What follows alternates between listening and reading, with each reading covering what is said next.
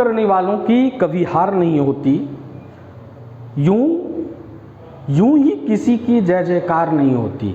मित्रों, आज हम सिंधु घाटी सभ्यता के बारे में जानेंगे। आज से लगभग 100 वर्ष पूर्व हमारे देश के निवासियों को, भारतीयों को यह आभास नहीं था कि हमारी सबसे प्राचीन सभ्यता क्या है। लोगों के मन में यह अवधारणा थी कि हमारी सबसे प्राचीन सभ्यता वैदिक सभ्यता थी, जिस काल में रामायण और महाभारत की घटना घटी थी, और लोग ऐसा मानते थे कि रामायण और महाभारत ही सबसे प्राचीन सभ्यता भारत की है। परंतु 1921 ईस्वी में जब जॉन मार्शल के नेतृत्व में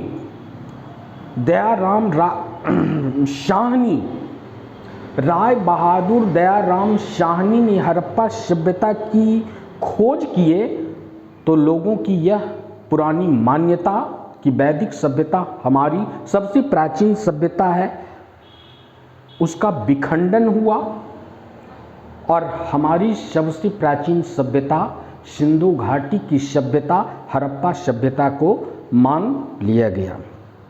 विश्व की 4 सर्व प्राचीन सभ्यताओं में सिंधु घाटी की सभ्यता, हड़प्पा सभ्यता एक है, जो भवन निर्माण और नगर निर्माण योजना के लिए विश्वविख्यात है। इसकी समक्ष अन्य 3 सभ्यता मिस्र, मेसोपोटामिया और चीन की सभ्यता को भी नतमस्तक होना पड़ा। आज हम सिंधु घाटी की सभ्यता के बारे में अध्ययन करेंगे।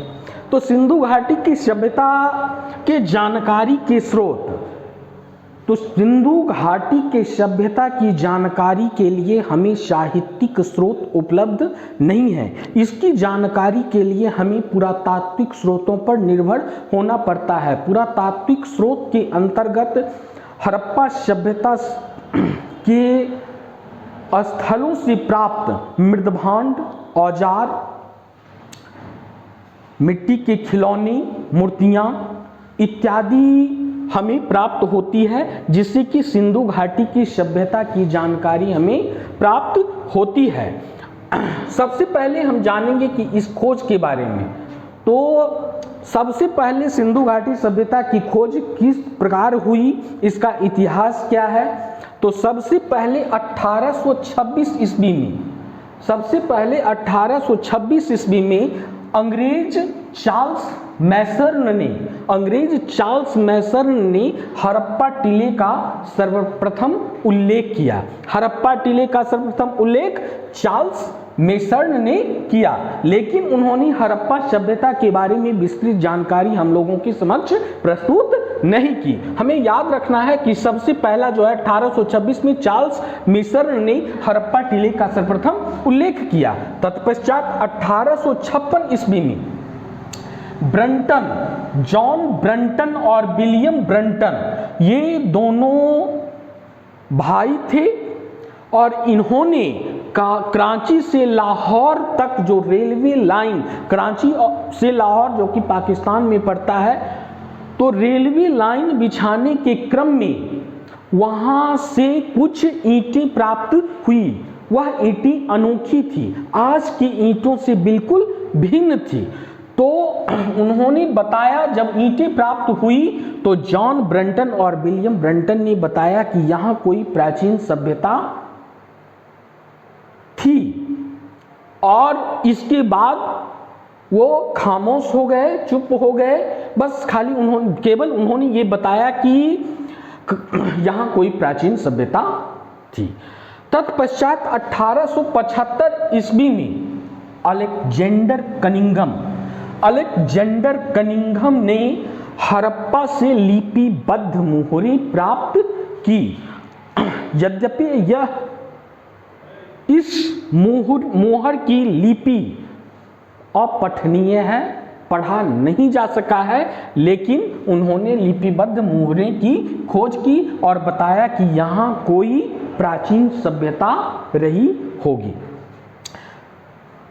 यह सर्वप्रथम हड़प्पा सभ्यता प्रकाश में तब आया जब 1921 ईस्वी में पुरातत्व सर्वेक्षण विभाग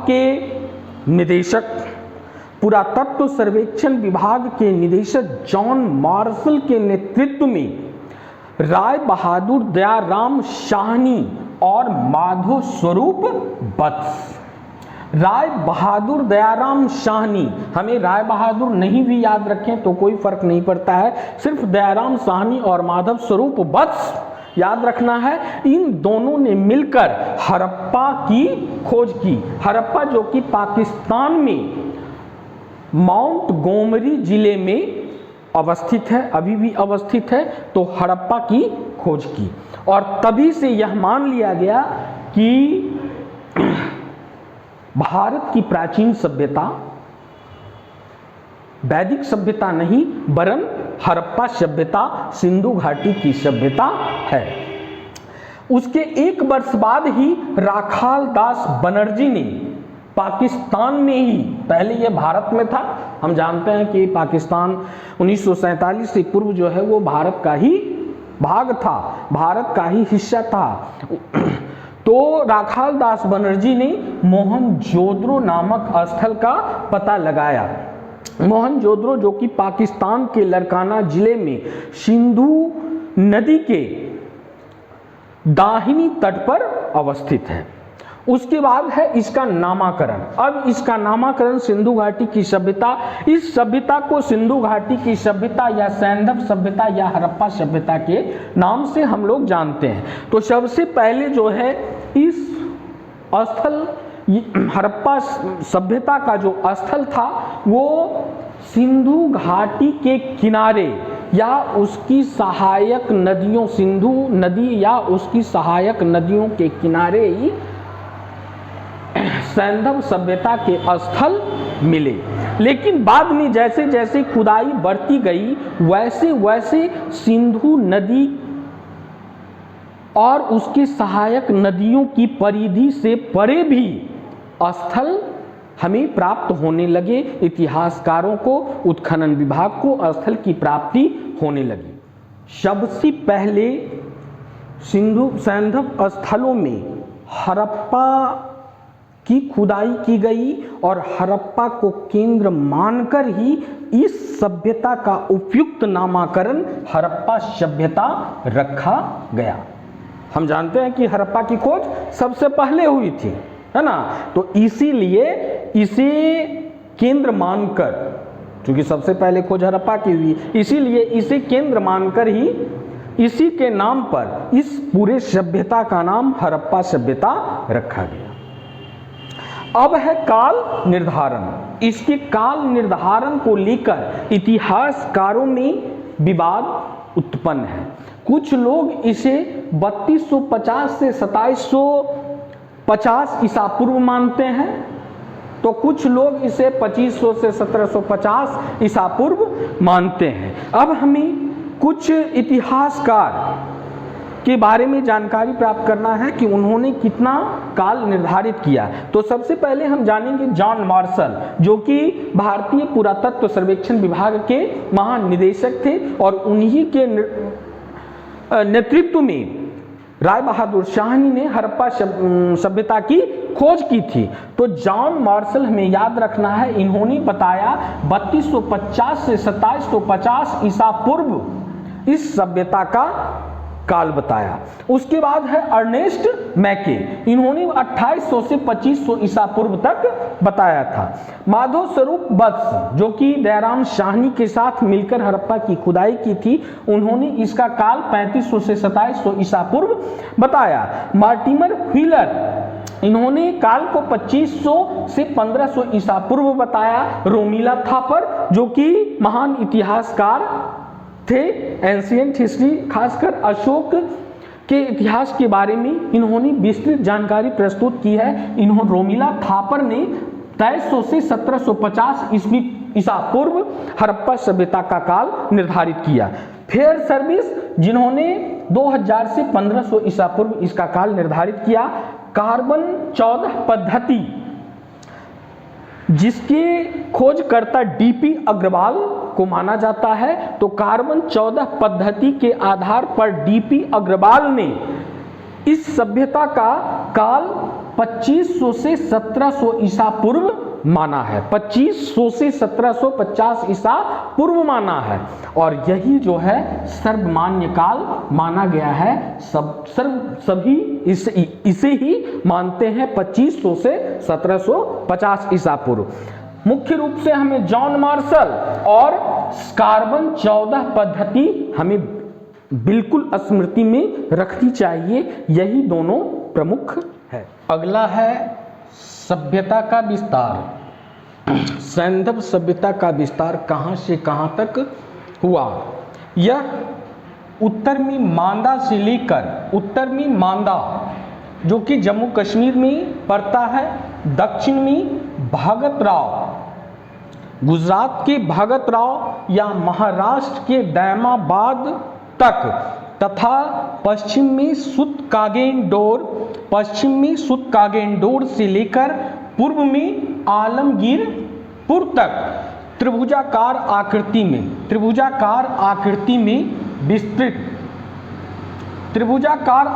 में विस्तृत था।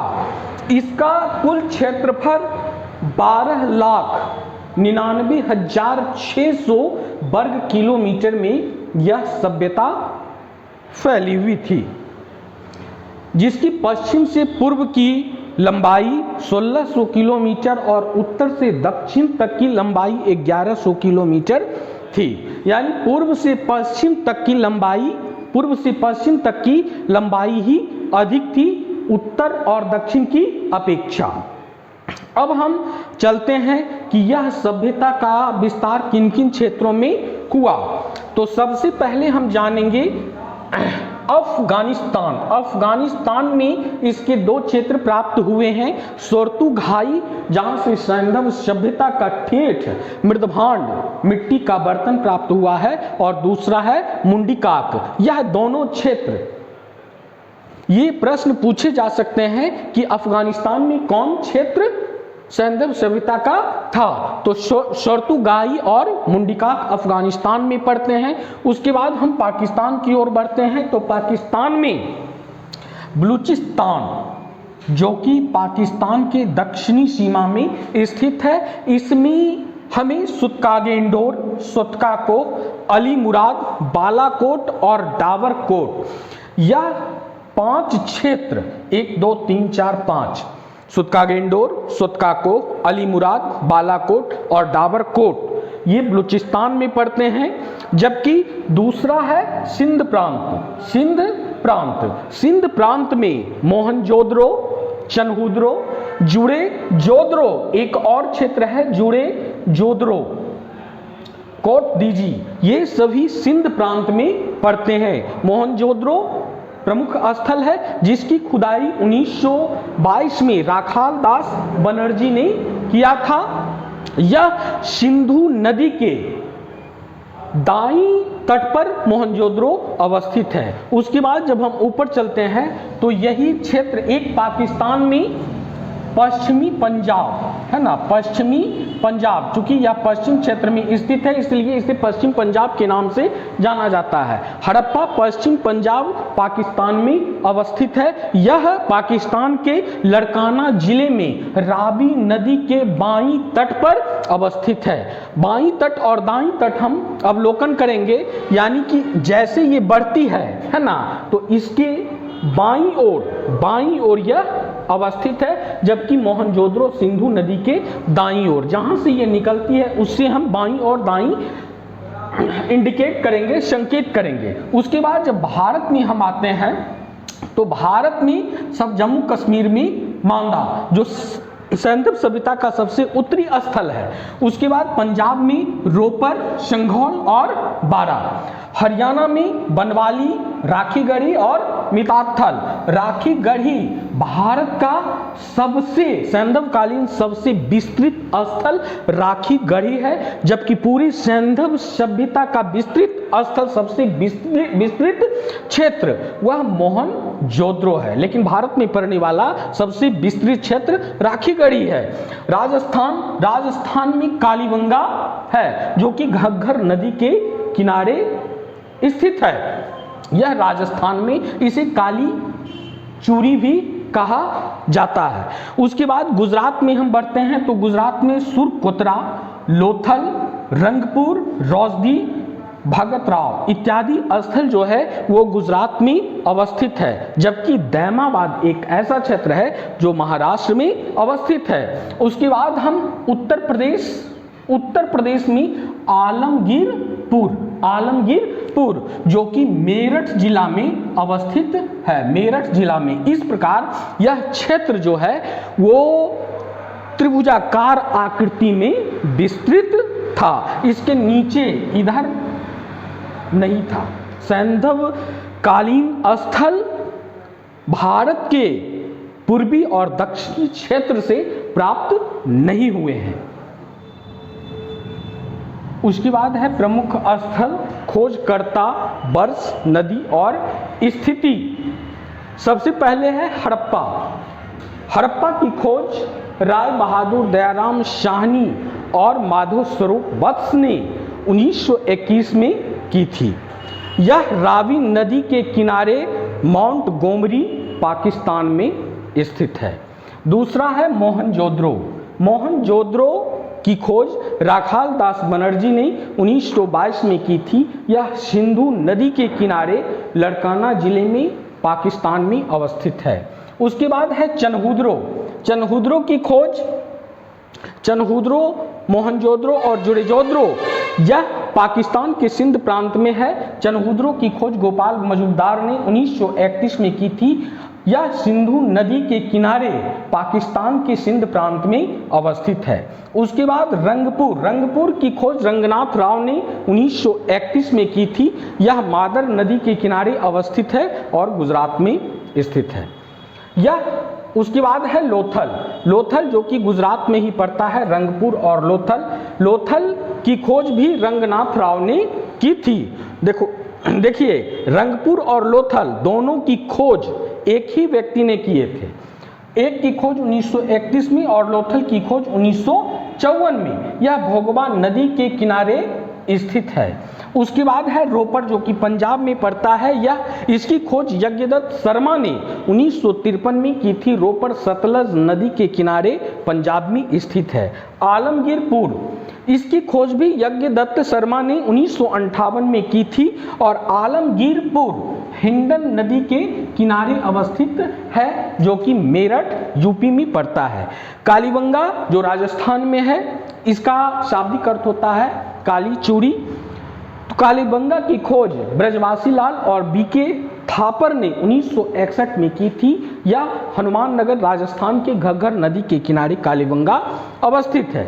बनवाली जो कि हरियाणा में पड़ता है, इसकी खोज रविंद्र सिंह बिष्ट ने 1973 में की थी। यह हरियाणा के हिसार जिले में सरस्वती नदी के किनारे अवस्थित है। सरस्वती नदी जो कि विलुप्त हो चुकी है। उसके बाद है कोटदीजी जो कि पाकिस्तान के सिंध प्रांत में सिंधु नदी के किनारे अवस्थित है। कोटदीजी की खोज फजल अहमद 1953 में की थी। उसके बाद है सुतकागेंडोर की खोज ऑरिल अस्टाइन ने की थी 1953 में। कोटदीजी पाकिस्तान के सिंध प्रांत में सिंधु नदी के किनारे अवस्थित है। अगला है सुतकागेंडोर जो कि बलूचिस्तान में, पाकिस्तान का ही एक भाग है बलूचिस्तान, और हाल फिलहाल बलूचिस्तान को लेकर विवाद भी उत्पन्न हुआ है। तो सुतकागेंडोर बलूचिस्तान में अवस्थित है जिसकी खोज आरिल अस्टाइन ने 1927 में की थी। यह दास्क नदी के मुहाने पर अवस्थित है। उसके बाद है सुरकोतरा जिसकी खोज जगवती जोशी ने 1967 में की थी और यह सुरकोतरा जो है वह गुजरात में अवस्थित है। सुरकोतरा गुजरात में अवस्थित है। मुख्यतः हमें प्रमुख स्थल, खोजकर्ता, नदी और स्थिति के बारे में जानकारी रखनी है। और वर्ष मुख्यतः हड़प्पा और मोहनजोदड़ो ही पूछा जाता है, जिसे पिग्गट महोदय ने सैंधव हड़प्पा सभ्यता की जुड़वा राजधानी हड़प्पा और मोहनजोदड़ो को बताया। अब है प्रमुख स्थल और प्राप्त सामग्री। प्रायः देखा जाता है कि प्रमुख स्थल और प्राप्त सामग्री, सैंधवकालीन प्रमुख स्थल और वहाँ से क्या क्या सामग्री प्राप्त हुई है, प्रायः परीक्षा में 1 अंक इससे डाल दिया जाता है। तो अभी हम पढ़ेंगे प्रमुख स्थल और प्राप्त सामग्री। तो सबसे पहले हड़प्पा, जिसकी खोज सबसे पहले हुई थी, सर्वप्रथम हुई थी 1921 में हुई थी। और हड़प्पा से कब्रिस्तान RH बहुत ही महत्वपूर्ण है। कब्रिस्तान RH 18 वृत्ताकार चबूतरी, 12 कक्षों वाला अन्नागार, ताबूत में दफनाए गए शवाधान, पीतल का इक्का गाड़ी, शंख का बैल, मछुआरा चित्रित बर्तन, स्त्री के गर्भ से निकलता पौधा जो कि मातृ देवी की प्रतिमा के रूप में है, ईंट व कागज के उद्योग, लिंग योनि की मूर्ति और मजदूरों का आवास, ये सभी हड़प्पा से प्राप्त हुए हैं। जबकि मोहनजोदड़ो से विशाल स्नानागार धार्मिक अनुष्ठान के लिए इस स्नानागार में सैंधव निवासी स्नान करते थे। उसके बाद है विशाल अन्नागार, जो कि 150 और 45 मीटर, 150 मीटर लंबा और 75 मीटर चौड़ा था। सूती कपड़ा का साक्ष, हाथी का कपालखंड, कांसे की नृत्यरत नारी, नृत्य करती हुई नारी कांसे की थी, सभा भवन, सामूहिक नरकंकाल, पक्की सड़क, प्रायः कच्ची सड़क का प्रयोग होता था, लेकिन यहाँ से पक्की सड़क के अवशेष मिले हैं। कुंभकार की भट्ठा, 3 मुखों वाला ध्यानमग्न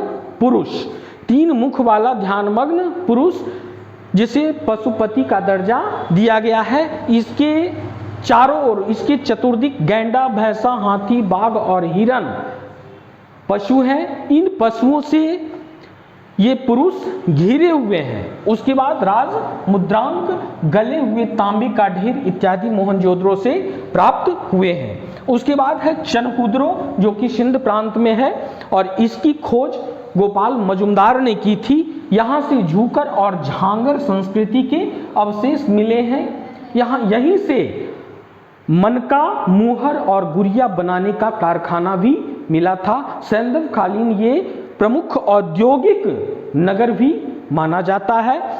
यहाँ से वक्राकार ईंटें, अलंकृत हाथी, सौंदर्य प्रसाधन में काजल, कंघी, दर्पण, लिपस्टिक और उस्तुरा, जितनी भी सौंदर्य प्रसाधन हैं वो हमें चनहुद्रो से प्राप्त हुए हैं। उसके बाद है बनवाली, जो हरियाणा में पड़ता है। यहाँ से जौ, हल्का खिलौना, तांबे का बानाग, जो तो शांतिमूलक सभ्यता थी, लेकिन सुरक्षात्मक दृष्टिकोण से कुछ औजार उपकरण बनाए जाते थे। उसके बाद है कालीबंगा का शाब्दिक अर्थ होता है काली चूड़ी, और यहीं से हमें मिट्टी की चूड़ी भी प्राप्त हुई है। यहाँ से हमें जूते हुए खेत का साक्ष्य प्राप्त हुआ है, जिसमें चना और सरसों, चना कम दूरी पर और सरसों अधिक दूरी पर। चूंकि सरसों का पौधा जो होता है वो अधिक जगह छेदता है, तो जूते हुए खेत का साक्ष्य कालीबंगा से प्राप्त हुए हैं। अलंकृत ईंट, मिट्टी की चूड़ियाँ, माणिक्य और मिट्टी के मन के आयताकार 7 अग्नि वेदिकाएं कालीबंगा और बाद में हम पढ़ाएंगे लोथल से भी प्राप्त हुए हैं। तांबे का वृषभ और लकड़ी की नाली, लकड़ी को खोखला करके उससे नाली बनाया जाता था। इसके अवशेष भी हमें कालीबंगा से प्राप्त हुए हैं। अगला है लोथल, जो कि गुजरात में अवस्थित है। यह सैंधव सभ्यता का एक बंदरगाह भी था, जहां से मेसोपोटामिया जहाज का आवागमन होता था और यहीं से भारतीय सैंधव सभ्यता और मेसोपोटामिया के मध्य व्यापार किया जाता था। यहाँ से प्रसिद्ध गोदीबारा प्राप्त हुआ है। फारस की मोहरें 3 युग्मित समाधि यानी युग्म में जोरा में समाधि संभवतः स्त्री और पुरुष होगा, जो कि 3 की संख्या में हमें प्राप्त हुई है। धान के भूसी के साक्ष्य, घोड़े के मृण मूर्तियाँ, चक्की जो कि गेहूं को पीसा जाता था, अब तो ये समाप्त हो गया है। चक्की, मेसोपोटामिया की बेलनाकार मुद्रा, गोल मुद्रा, मनके बनाने के कारखाने हमें चंद्रमुद्रों से भी प्राप्त हुए हैं। इसके अतिरिक्त सुरकोतरा से भी मनके बनाने के साक्ष्य प्राप्त हुए हैं। उसके बाद वृत्ताकार वो चौकोर अग्नि वेदिकाएं हमें कालीबंगा से भी प्राप्त हुई है। इसके अतिरिक्त लोथल से भी हमें अग्निकुंड के साक्ष्य और अली मुराद से भी अग्निकुंड के साक्ष्य मिले हैं। नाव के चित्र वाली मुहर, स्वाभाविक है कि यह एक बंदरगाह था, तो यहाँ से नाव का आवागमन मेसोपोटामिया होता था, तो यहाँ से नाव के चित्र वाली मुहर भी हमें प्राप्त हुई है। पंचतंत्र की कहानी के चित्र, जिसमें लोमड़ी और खट्टी अंगूर की कहानी प्रचलित है। पंचतंत्र की लोमड़ी और अंगूर के वृक्ष के भी साक्ष्य लोथल से प्राप्त हुए हैं। रोपड़ जो कि पंजाब में है, यहाँ से मानव के साथ कुत्ता को दफनाए जाने का साक्ष्य मिला है। तांबे की कुल्हाड़ी, पत्थर और मिट्टी के मकान भी रोपड़ से हमें प्राप्त हुए हैं। उसके बाद सुरकोतरा से हमें घोड़े की अस्थियां, मन का निर्माण के साक्ष्य और अनोखी कब्रगाह प्राप्त हुए हैं। रंगपुर जो कि गुजरात में पड़ता है, यहाँ से रंगपुर और लोथल से धान की भूसी के साक्ष्य प्राप्त हुए हैं। यद्यपि चावल के साक्ष्य हमें सैंधवकालीन स्थलों से प्राप्त नहीं हुआ है, लेकिन धान की भूसी के साक्ष्य हमें रंगपुर और लोथल जो कि गुजरात में पड़ता है हमें प्राप्त हुए हैं। रंगपुर से ही हमें ज्वार और बाजरा के साक्ष्य भी मिले हैं। कच्ची ईंटों के दुर्ग भी हमें रंगपुर से प्राप्त हुए हैं, जबकि शेष स्थलों से हमें पक्की ईंटों के दुर्ग प्राप्त हुए हैं।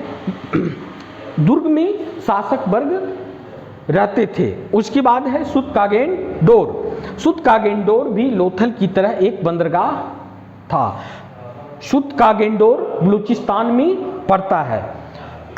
यहाँ से ताम्र कुल्हाड़ी, मानव अस्थि, राख से भरा हुआ बर्तन हमें प्राप्त हुआ है। उसके बाद अली मुराद से हमें पत्थर से निर्मित विशाल दुर्ग और अग्निकुंड के साक्ष्य, जो कि पूर्व में पड़े थे कालीबंगा और लोथल, से हमें प्राप्त हुए हैं। कांसे की कुल्हाड़ी भी अली मुराद से प्राप्त हुए हैं। कुनाल जो कि हरियाणा में पड़ता है, यहाँ से चांदी के 2 मुकुट हमें प्राप्त हुए हैं।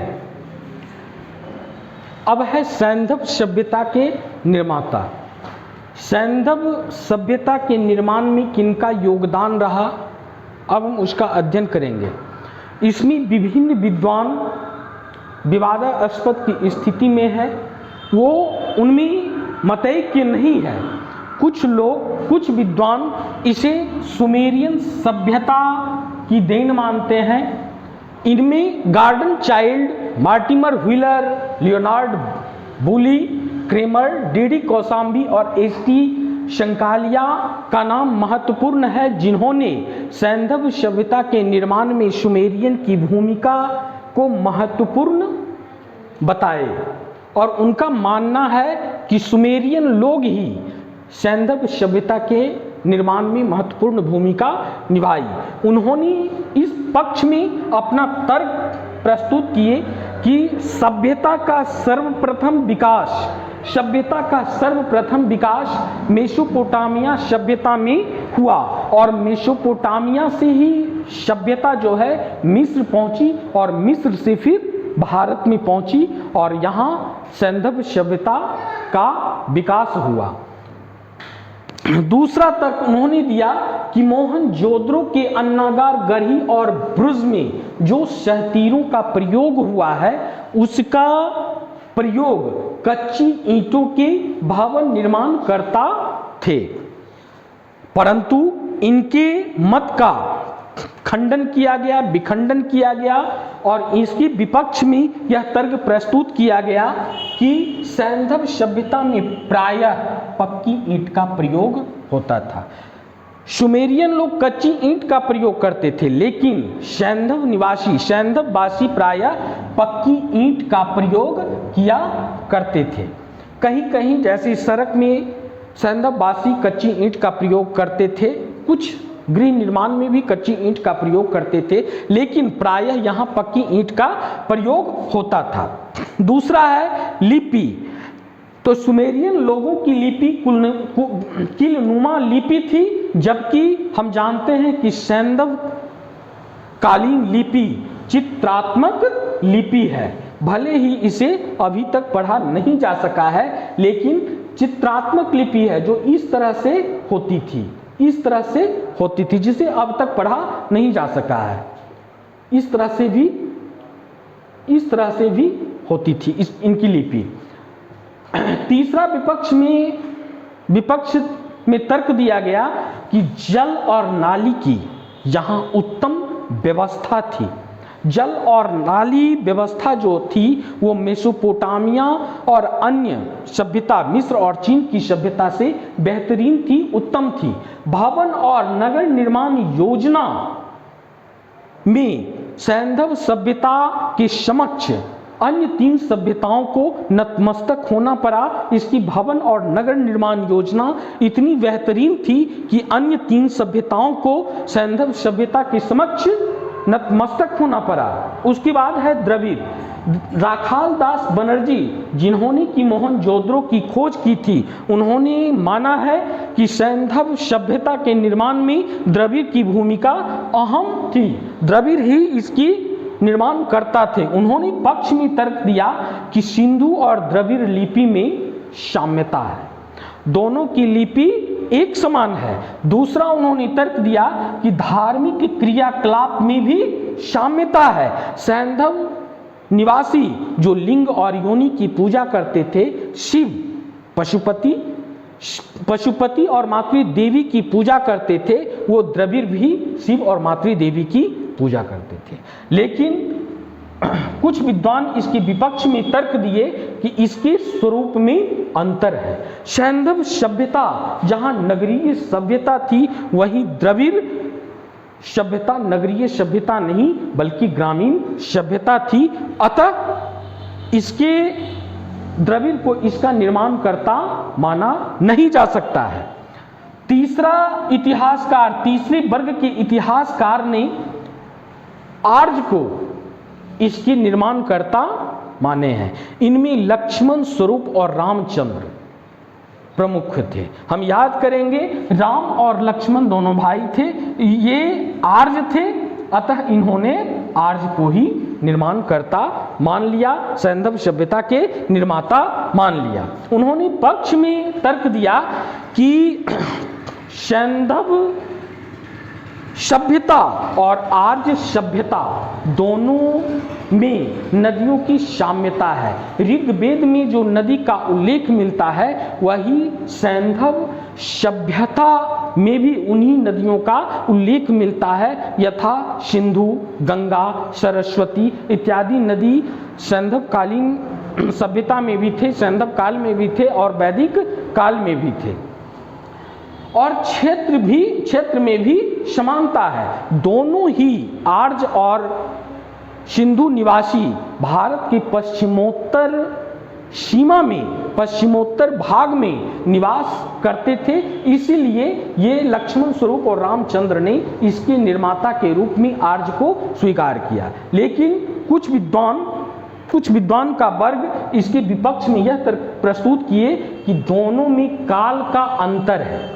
एक का काल माना गया है सर्वमान्य काल 2500 से 1750 ईसा पूर्व, जबकि वैदिक सभ्यता का काल माना गया है 1500 से 600 ईसा पूर्व तक। दूसरा उन्होंने विपक्ष में तर्क प्रस्तुत किया कि इंद्र को पुरंदर कहा जाता है और इंद्र वैदिक काल के प्रमुख देवता थे। इन्हें किलों का रक्षक भी कहा जाता है। किलों का नाश करने वाला, दुर्ग का नाश करने वाला कहा जाता है। उसके बाद लेखन कला, आर्य लोग लेखन कला से परिचित नहीं थे, लेकिन सैंधव निवासी लेखन कला से परिचित थे, भले ही इनकी लेख को अभी तक पढ़ा नहीं जा सका है। उसके बाद है नगरीय और ग्रामीण सभ्यता। सैंधव सभ्यता जहां नगरीय सभ्यता थी, वहीं आर्यों की सभ्यता ग्रामीण सभ्यता थी, इसीलिए यह मानना भी तर्कपूर्ण नहीं होगा। अगला है ईरानी बलूची संस्कृति। ईरानी बलूची संस्कृति में ब्रिजेट ऑल्चिन, फेयर सर्विस और रोमिला थापर ने तर्क दिया है कि ईरानी बलूची संस्कृति से ही स्नेह धीरे धीरे विभिन्न चरणों में सैंधव सभ्यता का विकास हुआ, और यही मत ज़्यादा तर्कसंगत प्रतीत होता है।